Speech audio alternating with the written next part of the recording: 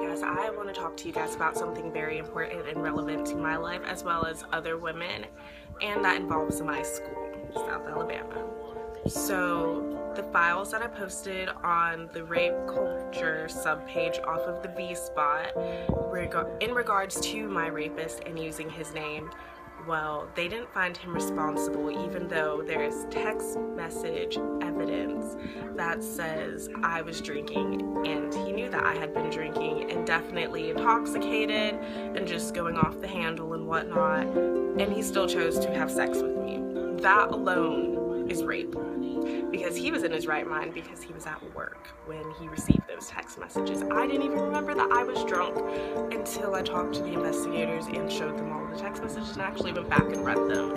So there's that. And also during the disciplinary hearing, my rapist told them that he heard me say that he was hurting me, but that wasn't clear enough grounds to stop. You know, it wasn't a clear no or anything, so he didn't see that as a reason to stop.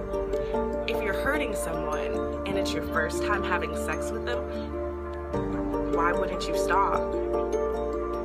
And then lie and say that you didn't try to force your way back in when they didn't want to have sex anymore. But my school found him unresponsible. How? I am unsure, because on those technicalities alone, they should have reopened the case when I appealed it. But instead they said the text message evidence supported him saying that he didn't rape. He's saying, correct myself, he's saying that he didn't rape me. How? I just want to know how, if just on that alone. In the state of Alabama, that is against the law. And when I tried to give the person handling my appeal, you know, just something that the people can have in front of them as they relook over the case and whatnot, and over my evidence that I was submitting, that, you know, that it just supported him.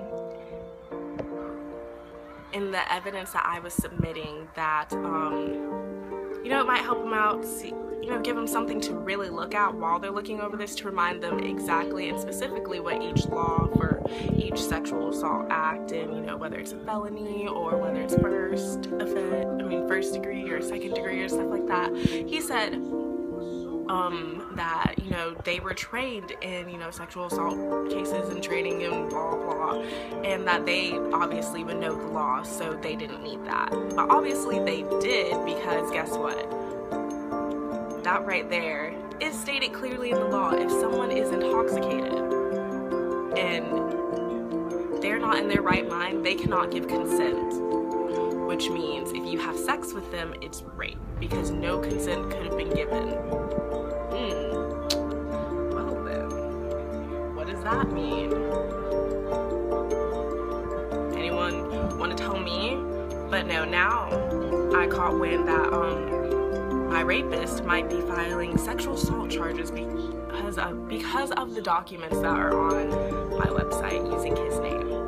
Honestly, I feel I have the right to use his name as much as I want to in regards to my rape, which he committed, the act, that was all him, and he even apologized and admitted it to me. So I really would like to know what's on his conscience.